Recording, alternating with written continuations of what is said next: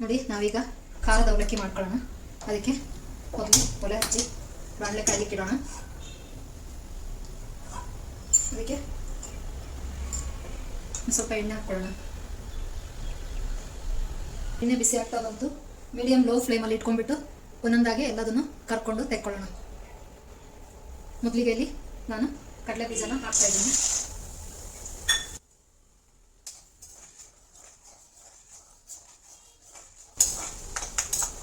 ಎಲ್ಲ ಒಗ್ಗರಣೆಲ್ಲೇ ಹಾಕ್ತಾರೆ. ಆ ಥರ ಮಾಡಿದರೆ ಕೆಲವೊಂದು ಹೊತ್ತೋಗೋ ಸಾಧ್ಯತೆ ಇರುತ್ತೆ. ಅದಕ್ಕೆ ಈ ರೀತಿ ಒಂದೊಂದನ್ನೇ ಹಾಕ್ಕೊಂಡು ಇನ್ನೊಂದು ಪಾತ್ರೆಗೆ ತೆಗೆದಿಟ್ಕೊಳ್ಳಿ.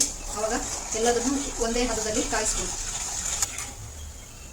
ನೋಡಿ ಇಷ್ಟು ಸಾಕು, ತೆಕ್ಕೊಳ್ಳೋಣ.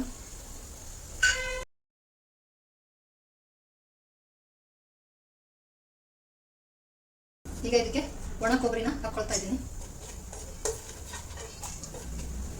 ಇದೆಲ್ಲ ನೀವು ಎಷ್ಟು ಅವಲಕ್ಕಿ ಕಲಿಸ್ತಾ ಇದ್ದೀರಾ ಅದ್ರ ಮೇಲೆ ನೋಡಿಕೊಂಡು ಹಾಕ್ಕೋಬೋದು. ಜಾಸ್ತಿ ಕಡಲೆ ಬೀಜ ಜಾಸ್ತಿ ಎಲ್ಲ ಇಷ್ಟಪಡೋರು ಸ್ವಲ್ಪ ಜಾಸ್ತಿನೇ ಹಾಕ್ಕೋಬೋದು. ನಾನೀಗ ಒಂದು ಅರ್ಧ kg ಅವಲಕ್ಕಿನ ಕಲಿಸ್ತಾ ಇದ್ದೀನಿ. ಇದಿಷ್ಟು ಸಾಕು, ತೆಕ್ಕೊಳ್ಳೋಣ. ಕೈ ಏನಾದ್ರು ಸರಿಯಾಗಿ ಒಣಗಲಿಲ್ಲ, ಹಸಿ ಇತ್ತು ಅಂದರೆ ಸ್ವಲ್ಪ ಕಪ್ಪಾಗುತ್ತೆ. ಆದಷ್ಟು ಒಣ ಕೊಬ್ಬರಿನ ತಗೊಳ್ಳಿ. ಬೆಳ್ಳುಳ್ಳಿನ ಕಾಸ್ಕೊಳ್ತಾ ಇದ್ದೀನಿ. ಒಂದು ಲೇಯರ್ ಸಿಕ್ಕ ಇದ್ರೂ ತೊಂದರೆ ಇಲ್ಲ. ಬೆಳ್ಳುಳ್ಳಿ ಅದು ಒಳ್ಳೆ ರುಚಿ ಕೊಡುತ್ತೆ. ಹಾಗಾಗಿ ನಾನು ಒಂದು ಲೇಯರ್ ಹಾಗೆ ಬಿಟ್ಕೊಂಡಿದ್ದೀನಿ. ತೊಳೆದ್ಬಿಟ್ಟು ಒರೆಸಿ ತೊಗೊಂಡಿದ್ದೀನಿ ಬೆಳ್ಳುಳ್ಳಿನ. ಏನಾದರೂ ಧೂಳಿದ್ರೆ ಸ್ವಲ್ಪ ಕೆಂಪಾಗೋವರೆಗೂ ಕಾಯಿಸ್ಕೊಳ್ಳಿ, ಅವಾಗಲೇ ರುಚಿ ಕೊಡೋದು. ಇಷ್ಟಾದರೆ ಸಾಕು. ಈಗ ನೋಡಿ ಹುರ್ಗಡ್ಲೆ ಹಾಕ್ಕೊಳ್ತಾ ಇದ್ದೀನಿ. ಇದು ಆ್ಯಕ್ಚುಲಿ ಹುರಿದಿರೋದೆ, ಜಸ್ಟ್ ಒಂದು ಸ್ವಲ್ಪ ಹಾಕ್ಕೊಂಡು ತೆಕ್ಕೊಂಡ್ಬಿಡೋಣ. ಮೆತ್ತಗಾಗಿದ್ರೆ ಸ್ವಲ್ಪ ಚೆನ್ನಾಗುತ್ತೆ.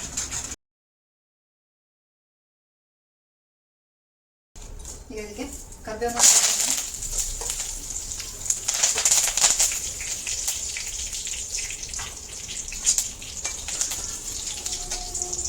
ಕರಿಬೇವು ಹಾಕುವಾಗ ಸ್ವಲ್ಪ ಜಾಗ್ರತೆ ಮಾಡಿ, ಸಿಡಿಬೋದು. ಇದು ಕರಿಬೇವನ್ನ ತೊಳೆದು ಒಣಗಿಸಿ ಇಟ್ಕೊಳ್ಬೋದು. ಸ್ವಲ್ಪ ಗರಿ ಗರಿ ಆಗ್ಬೋದು, ಫ್ರೈ ಮಾಡ್ಕೊಳ್ಳಿ.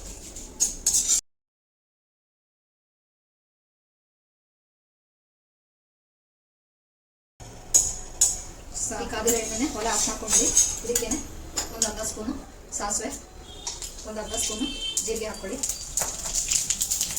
ಒಲೆ ಆಫ್ ಮಾಡಿದ್ದೀನಿ ನಾನು, ಎಣ್ಣೆ ಕಾದಿರಲ್ಲ, ಹಾಗಾಗಿ ಅದರಲ್ಲಿ ಹಾಕ್ಕೊಂಡೆ. ಸ್ವಲ್ಪ ಹಿಂಗೆ,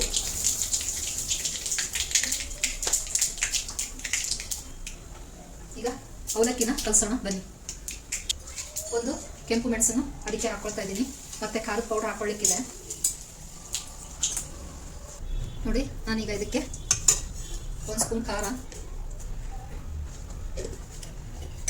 ಒಂದು ಅರ್ಧ ಸ್ಪೂನು ಉಪ್ಪು ಹಾಕ್ಕೊಳ್ತಾ ಇದ್ದೀನಿ. ಸ್ವಲ್ಪ ಅರಿಶಿನ ಹಾಕ್ಕೊಳ್ತಾ ಇದ್ದೀನಿ. ಮತ್ತು ಒಂದು ಅರ್ಧ ಸ್ಪೂನು ಸಕ್ಕರೆ ಪೌಡ್ರ್ ಮಾಡಿಟ್ಟದಿದೆ. ನೀವು ಸಕ್ಕರೆನೂ ಹಾಕ್ಕೋಬೋದು. ಪೌಡ್ರ್ ಮಾಡಿಟ್ಟದಿದೆ, ಅದನ್ನೇ ಹಾಕ್ಕೊಳ್ತಾ ಇದ್ದೀನಿ. ಇದಕ್ಕೆ ಈಗ ಸಾಸಿವೆ ಒಗ್ಗರಣೆ ಎಲ್ಲ ಮಾಡಿಟ್ಟಿದ್ದಲ್ಲ ಬಾಣಲೆಯಲ್ಲಿ, ಅದನ್ನು ಹಾಕ್ಕೊಳ್ಳೋಣ.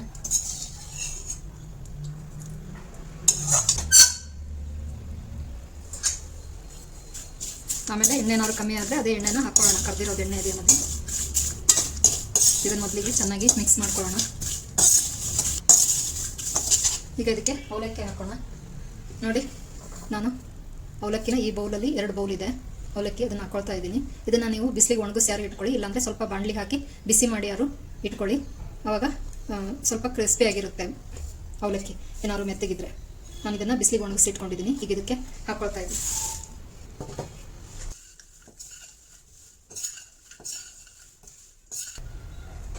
ನೋಡಿ ಎಣ್ಣೆನ ಹಾಕ್ಕೊಳ್ತಾ ಇದ್ದೀನಿ. ನೀಟಾಗಿ ಮಿಕ್ಸ್ ಮಾಡ್ಕೊಳ್ಳಿ. ತುಂಬ ಎಣ್ಣೆ ಹಾಕ್ಕೊಂಡು ಕಡಲೆ ಬೀಜ ಕ್ರಾಸಕ್ಕೆ ಹೋಗಬೇಡಿ. ಇಷ್ಟ ಹಾಕ್ಕೊಂಡ್ರೆ ಇದಕ್ಕೆ ಹಾಕಿ ಮುಗಿಸ್ಲಿಕ್ಕಾಗುತ್ತೆ. ಉಪ್ಪು ಖಾರ ಹೇಗಿದೆ ಅಂತ ನೋಡ್ಕೊಂಡ್ಬಿಟ್ಟು ಕಮ್ಮಿ ಅನಿಸಿದ್ರೆ ಇನ್ನೊಂದು ಸ್ವಲ್ಪ ಹಾಕ್ಕೊಂಡು ಸರಿ ಮಾಡ್ಕೊಳ್ಳಿ. ನನಗೆ ಸ್ವಲ್ಪ ಕಮ್ಮಿ ಅನ್ನಿಸ್ತದಕ್ಕೆ ಇನ್ನೊಂದು ಸ್ವಲ್ಪ ಹಾಕ್ತಾಯಿದ್ದೀನಿ. ಈಗ ಅರ್ಧ ಸ್ಪೂನ್ ಹಾಕಿದ್ದೀನಿ. ಒಂದು 1/4 ಸ್ಪೂನು ಉಪ್ಪು ಹಾಕ್ಕೊಳ್ತಾ ಇದ್ದೀನಿ.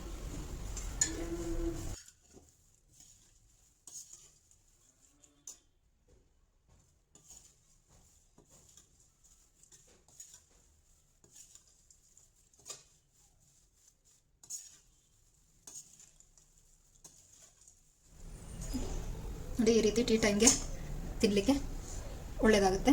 ನೀವು ಮಾಡಿಕೊಂಡು ಹೇಗಾಗಿದೆ ಅಂತ ತಿಳಿಸಿ.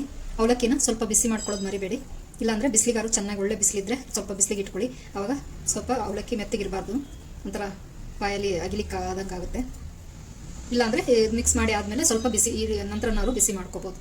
ಹಿಂಗೆ ಅನಿಸುತ್ತೋ ಹಾಗೆ ಮಾಡ್ಕೊಳ್ಳಿ. ಈ ವಿಡಿಯೋ ಇಷ್ಟ ಆಗಿದ್ರೆ ದಯವಿಟ್ಟು ಒಂದು ಲೈಕ್ ಕೊಡೋದನ್ನು, ಸಬ್ಸ್ಕ್ರೈಬ್ ಆಗೋದನ್ನು ಮರಿಬೇಡಿ. ಹಾಗೆ ನಿಮ್ಮ ಫ್ರೆಂಡ್ಸ್ ಆ್ಯಂಡ್ ಫ್ಯಾಮಿಲಿಗೆ ಶೇರ್ ಮಾಡಿ. ಬನ್ನಿ ಇದನ್ನು ಸರ್ವ್ ಮಾಡ್ಕೊಳ್ಳೋಣ ಪ್ಲೇಟಿಗೆ. ನೋಡಿ, ಒಂದು ಬೌಲಿಗೆ ಹಾಕ್ಕೊಳ್ತಾ ಇದ್ದೀನಿ. ಒಂದಿಷ್ಟು ಅವಲಕ್ಕಿಗೆ 1.5 ಸ್ಪೂನು ಖಾರದ ಪುಡಿ ಮತ್ತು 3/4 ಸ್ಪೂನು ಉಪ್ಪು ಸರಿ ಆಯಿತು. ನೀವೇನಾದ್ರು ಜಾಸ್ತಿ ಖಾರ ತಿಂತೀರಾ ಅನ್ನೋದಾದರೆ ಇನ್ನೊಂದು ಅರ್ಧ ಸ್ಪೂನ್ ಖಾರನ ಹಾಕ್ಕೋಬೋದು.